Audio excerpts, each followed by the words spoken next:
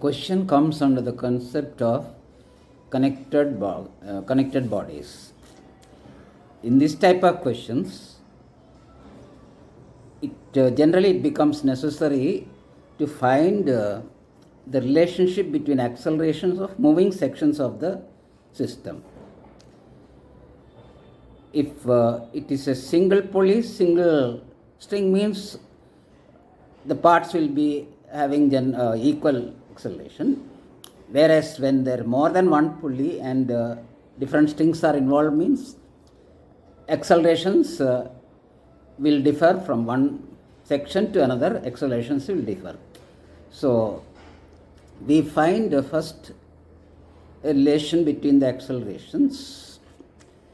This may be a simple ratio between the acceleration, or it may be some other algebraic relationship.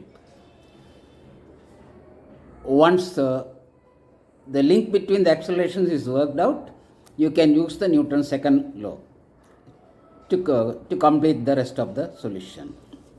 Now in the question under, one more thing, this accelerations relationship may be simple ratio or it may be some other algebraic relationship. In the question under discussion, we have found the ratio between the acceleration between the two blocks as 3:2 ratio we have worked out. Now in finding this, to find this ratio, we have used the variable portions of the string, which we have marked as x and y.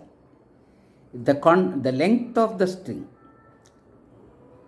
it being an inextensible string, means the length of the string will be constant, although various moving parts of the length will change, but total length will be the same, which we are using.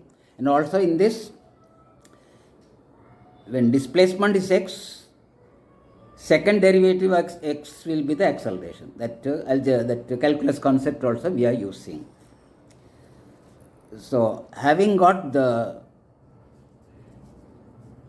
acceleration ratio as 3:2, we can get the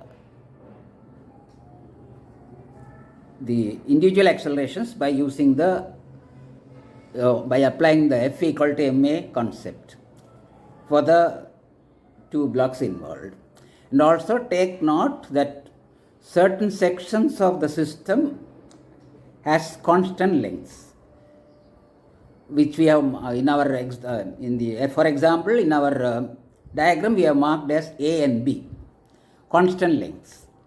These constant lengths need not be involved in the length of the string. That can be ignored because they don't contribute for the accelerations.